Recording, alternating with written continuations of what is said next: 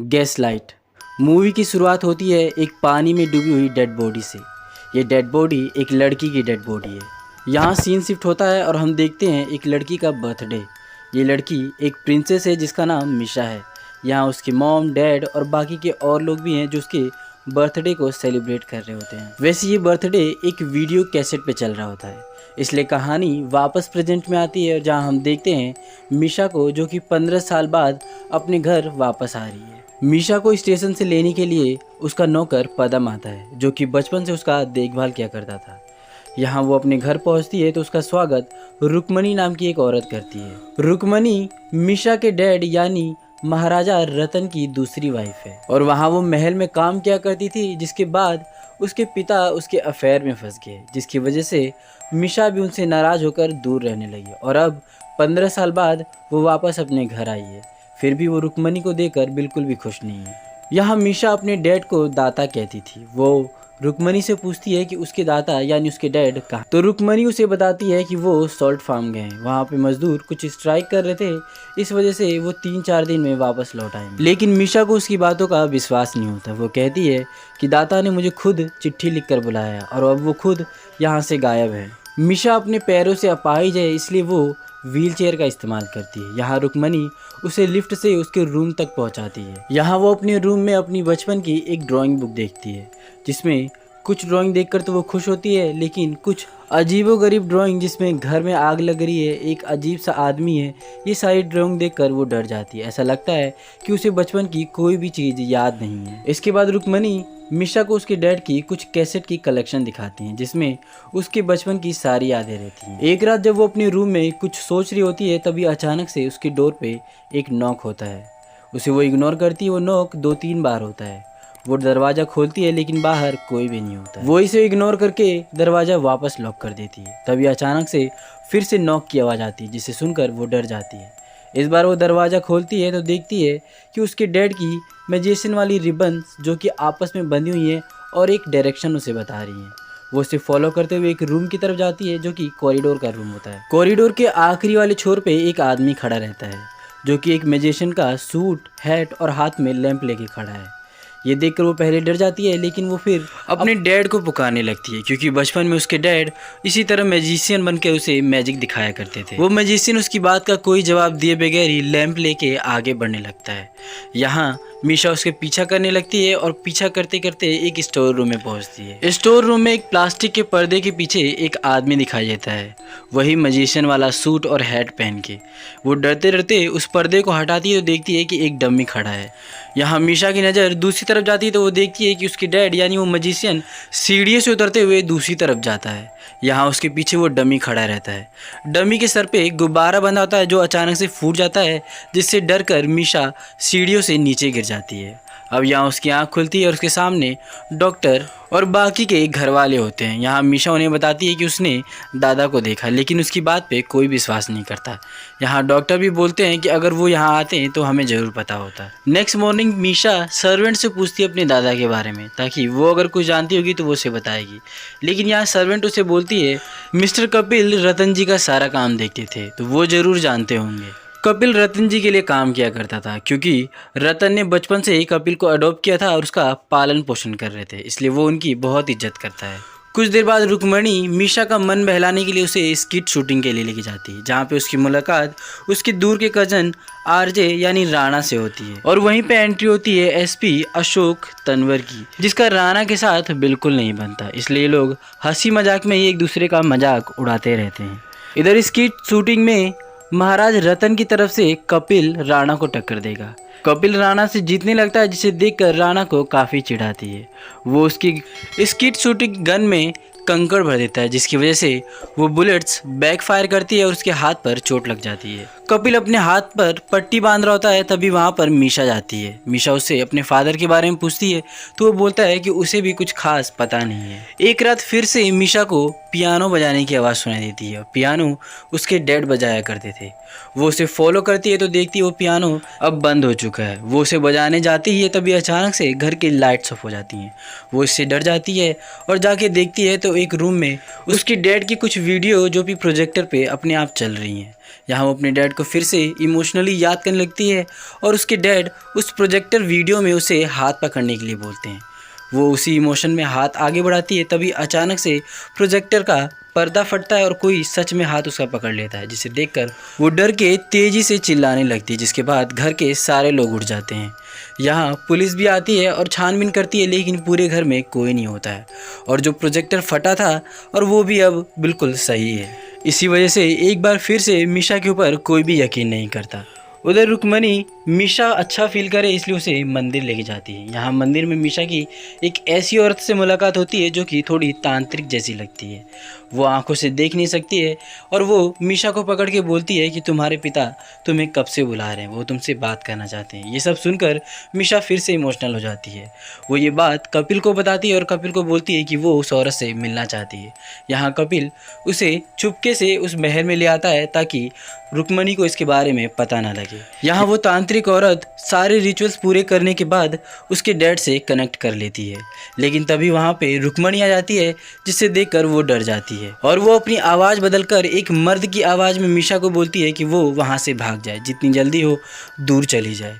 इसके बाद रुक्मणी उसे वहाँ से जाने के लिए कहती है। ये देखकर मीशा उसे डांटती है। वो कहती है कि वो घर उसका है। रुक्मणी कपिल को कहती है कि वो इस औरत को जल्द से जल्द बाहर निकाले। कपिल उसकी बात सुनकर उसे बाहर निकालता है। दरवाजे तक जाते वक्त वो औरत उसे कहती है कि आज रात 12 बजे इंतज़ार करना। अब यहाँ रात 12 बजते ही पुरानी फिल्मों के रेफरेंस दिए गए हैं, यानी 90s और 80s की वो हॉरर मूवी जैसे वीराना, पुराना मंदिर, बंद दरवाज़ा, इन सभी मूवीज़ के रेफरेंस दिए गए हैं। वही उनकी आइकॉनिक घड़ी की आवाज़ जो कि 3 या 12 बजने पे बहुत ही ज़्यादा शोर करती है और घर की दीवारों पे लगे उन जानवरों के कटआउट्स जो कि दिखने में बिल्कुल असली लगते हैं, यहाँ भी वो सब प्रेजेंस किया गया है ताकि यहाँ का माहौल पूरा हॉरर बन सके। यहाँ तभी मीशा को एक कार की आवाज़ सुनाई देती है, यानी उसके दादा उसे बुला रहे हैं कार के पास। यहाँ वो पार्किंग लॉट में जाती है जहाँ बहुत सारी कार है। यहाँ वो कार सारी शोर मचाने लगती है, जिससे वो डर जाती है। तभी एक कार का लाइट्स ब्लिंक होने लगती हैं और बाकी सारी कार्स ऑफ हो जाती हैं। यहाँ वो उस कार के पास जाती है, देखती है कि उस कार के अंदर उसके दादा की लाश पड़ी हुई है, जिसे देखकर वो डर जाती है। वो हेल्प के लिए बुलाती है लेकिन कोई नहीं सुनता है। यहाँ उसके बाद वो कपिल और बाकी के लोगों को बुलाती है और कार में दोबारा चेक करवाती है तो डेड बॉडी वहाँ से गायब होती है। उसे ये सब चीज़ें समझ नहीं आती है। अब नेक्स्ट मॉर्निंग वो इन सभी चीज़ों से हैंडल नहीं कर पाती, तभी उसे पता चलता है कि उसके दादा ने फ़ोन किया है। ये सुनकर वो चौंक जाती है। वो अपने दादा से बात करने की कोशिश करती है लेकिन सिग्नल ख़राब होने की वजह से आवाज़ प्रॉपर सुन नहीं पाती है। यहाँ ऐसा लगता है कि अकेले उसके दादा ही बोले जा रहे हैं, या तो ये कोई रिकॉर्डिंग है या फिर उसके दादा सच में जो कि बहुत खुश हैं इसलिए अकेले बोले जा रहे हैं। यहाँ कनेक्शन ख़राब होने की वजह से कॉल कट हो जाता है। यहाँ रुक्मणी उसे कहती है कि अब तुमने अपने दादा से बात कर लिया है तो तुम्हें विश्वास हो जाना चाहिए कि वो ठीक है, लेकिन मीशा को फिर भी यकीन नहीं है। वो कपिल से रुक्मणी के बारे में पता करने के लिए बोलती है। तो यहाँ कपिल उसे बोलता है कि आज राणा के घर पार्टी है, वहीं चलते हैं, सब कुछ पता चल जाएगा। यहाँ ये दोनों रुक्मणी को फॉलो ही कर रहे होते हैं, उसके बारे में बात कर रहे होते हैं। यहाँ हम देखते हैं रुक्मणी राणा से बात करती है लेकिन कुछ ठीक तरीके से बात नहीं करती। ये दोनों छुप के सुनते हैं तो उन्हें पता चलता है कि कोई डील है जिसके बारे में ये दोनों बात कर रहे हैं। यहाँ मीशा और कपिल दोनों राणा को फॉलो करते हैं। यहाँ देखते हैं कि राणा को कुछ आदमी पीट कर वापस चले जाते हैं। यहाँ वो राणा को बोलते हैं कि हमें डील के बारे में सब कुछ मालूम है, हम पुलिस को बता देंगे। यहाँ राणा उसे हंसते हुए बोलता है कि चलो बता दो। उन लोगों को समझ नहीं आता तो यहाँ राणा उन्हें खुद बताता है कि मैंने रतन जी से डील की है कि हम उस महल को होटल बनाएंगे, जिसके लिए मैंने 50 करोड़ का लोन भी लिया है, लेकिन अब वो गायब है तो सिग्नेचर कौन करेगा। यहाँ मीशा को पता चलता है कि रुक्मणी पेट से है और वो बच्चा महाराजा रतन का तो बिल्कुल भी नहीं है। ये सब सुनकर मीशा वापस चली जाती है। उधर हम रुक्मणी को देखते हैं जिसका रूप बिल्कुल बदला हुआ है। वो स्विमिंग कर रही होती है, उसे हेलुसिनेशन होता है कि वो अपने आप को ही मार रही है। इन सभी चीज़ों से वो काफ़ी टेंस होती है, इसलिए दवाई खा के वापस सो जाती है। उधर हम देखते हैं कि कपिल मीशा को महाराजा रतन यानी उसके डैड के बारे में कुछ अच्छी अच्छी बातें बता रहा होता है। उधर दूसरी तरफ हम राणा को देखते हैं जिसे किसी का फ़ोन आता है और वो अपनी कार में बैठ के जाने के लिए तैयार होता है। तभी अचानक से उसके ऊपर एक हमला होता है और इस हमले से बचने के लिए वो बाहर निकलता है, लेकिन वो आदमी बाहर आकर भी उसे जान से मार देता है। इस हमले से ऐसा लगता है कि ये जरूर रुक्मणी ने करवाया होगा। नेक्स्ट मॉर्निंग मीशा रुक्मणी से मिलने जाती है और उसे बोलती है कि तुम माँ बनने वाली हो, लेकिन ये बच्चा मुझे पता है कि महाराजा रतन का तो बिल्कुल नहीं है। ये बात सुनकर रुक्मणी उसे बोलती है कि तुम मेरे मामलों से दूर रहो। इसके बाद वो परेशान होकर उसे समझाती है कि वो यहाँ से चली जाए, जितनी जल्दी हो सके वो वहाँ से चली जाए। तभी वहाँ कपिल आता है और वो रुक्मणी को कहता है कि हमें इंस्पेक्टर ने बुलाया है क्योंकि राणा की हत्या हो गई है। ये सुनने के बाद रुक्मणी उसके साथ चली जाती है। उधर दूसरी तरफ मीशा बैठी कुछ सोच रही होती, तभी उसे रुक्मणी की एक बात याद आती है। वो कहती है कि कमांडर जो कि रतन जी का कुत्ता है वो उसके साथ हमेशा वफादार रहता है। उनकी गाड़ी जैसे ही आती थी वो पहचान लेता था कि रतन आ गए और उनके पीछे पीछे भागता था। ये सुनने के बाद मीशा के हाथ में एक कोट का बटन होता है। ये कोट का बटन उसी कार से मिला होता है जिसमें उसने अपनी डैड की लाश देखी थी। यहाँ वो उस बटन को कमांडर को स्मेल करवाती है और फिर कमांडर उस स्मेल करके उस जगह को ढूंढने लगता है जहाँ पे उस बॉडी को छुपाया गया है। यहाँ कमांडर उस स्मेल का पीछा करके वार्फ के पास जाता है जहाँ पानी भरा हुआ है, क्योंकि उसे यकीन हो जाता है कि कमांडर यहाँ आया है, यानी उसके डैड की लाश यहीं पर है। वो कपिल को फ़ोन करती है और वो कहती है कि मुझे लगता है कि लाश मिल चुकी है। ये सुनने के बाद कपिल के चेहरे की हवाइयाँ उड़ जाती हैं। उधर मीशा अपने नौकर पदम को उस वार्फ में कुदवाती है। वो कहती है कि वो उस लाश को ढूंढे। वो एक दो बार ढूंढता है लेकिन वो नहीं मिलती है। वो तीसरी बार उसके कहने पे ढूंढता है तो देखता है कि उस लाश को जंजीर से बांधकर पत्थर से उसे नीचे तक खींचा गया है ताकि वो लाश बाहर ना आ पाए। यहाँ उस जंजीर को खोलता है, वैसे ही वो लाश बाहर आ जाती है, जिसे देखकर मीशा डर जाती है। यहाँ तभी अचानक से उसके पीछे एक हमला होता है जिससे वो बेहोश हो जाती है और उसकी आँख खुलती है तो वो एक कार में रहती है जिसका शीशा और दरवाज़ा सब बंद है। यहाँ वो पीछे मुड़ के देखती है तो कपिल उस कार को खाड़ी की तरफ ढकेल रहा होता है। यहाँ हमें कपिल की सच्चाई दिखाई जाती है कि स्टार्टिंग से उसी ने सारा काम किया था रुक्मणी के साथ मिलकर।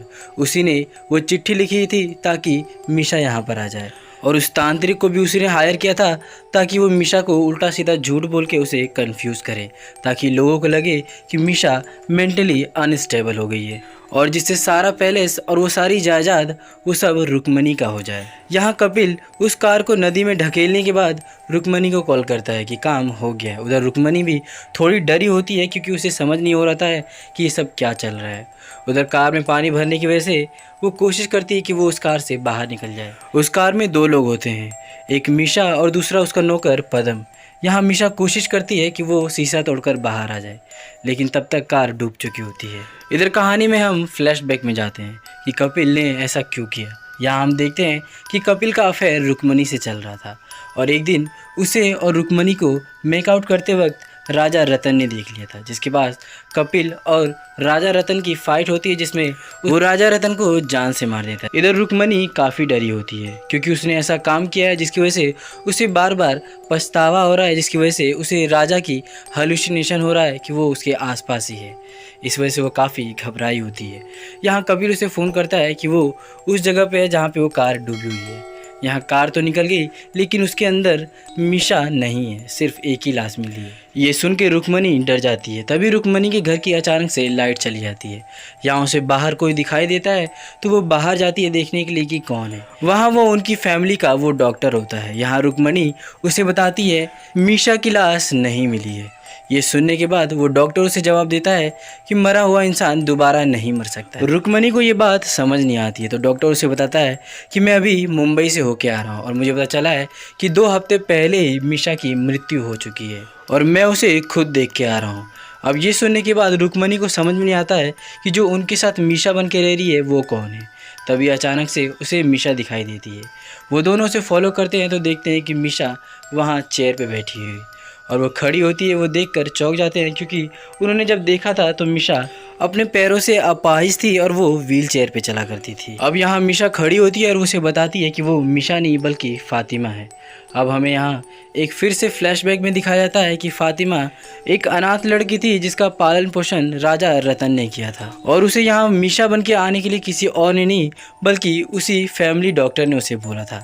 यहाँ वो बताती है कि कुछ साल पहले वो मीशा से मिली थी और उसे मिलकर उसे पता चला कि मीशा अपनी फैमिली से कितनी दूर हो चुकी है। वो उसे उसके दुख से ओवरकम करने की कोशिश करती है जो कि वो शायद कर भी लेती है क्योंकि वो मना लेती है कि वो अपने डैड से बात करे। यहाँ पहली बार मीशा अपने डैड से बात करती है और मिलने के लिए बात फिक्स हो जाती है।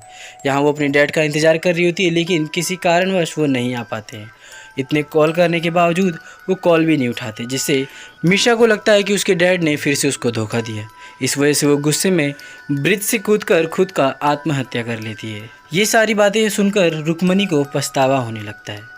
उधर दूसरी तरफ हम देखते हैं कि डॉक्टर के ऊपर एक हमला होता है और ये हमला कोई और नहीं, कपिल ने किया था। यहाँ कपिल मीशा यानी फातिमा को भी मारने की कोशिश करता है, लेकिन वो अपनी जान बचाकर वहाँ से भागने लगती है। वो मीशा को पकड़कर मारने वाला ही होता है, तभी अचानक से उसे एक गोली की आवाज़ सुनाई देती है और ये गोली कोई और नहीं बल्कि रुक्मणी ने चलाया होता है उसे रोकने के लिए।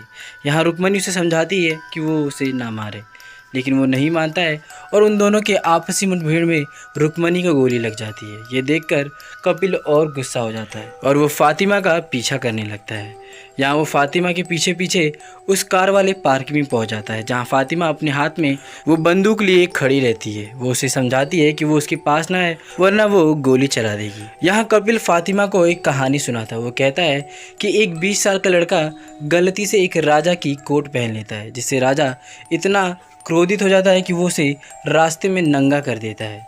ये कहानी उसी की होती है। ये सुनकर फातिमा थोड़ी सी बहक जाती है, तभी अचानक से वो उसके हाथ से वो बंदूक छीन लेता है और वो जैसे उस बंदूक का ट्रिगर दबाता है तभी अचानक से एक बैकफायर होता है और उसके गले में जाके वो बंदूक धंसती है। यानी फातिमा ने राणा का वो तरीका अपनाया था जो कि उसने कपिल के ऊपर अपनाया था। उसने बंदूक के अंदर कंकड़ डाल दिया था ताकि बुलेट्स बैकफायर करे। यहाँ राणा की वहीं पे मृत्यु हो जाती है और फातिमा वहाँ से बाहर निकल जाती है और इसके बाद इस मूवी का यहीं पे एंड हो जाता है। तो आपको इस मूवी की स्टोरी और मेरा एक्सप्लेनेशन कैसा लगा प्लीज़ कमेंट करके बताएं। वीडियो को लाइक करें और चैनल को सब्सक्राइब करें।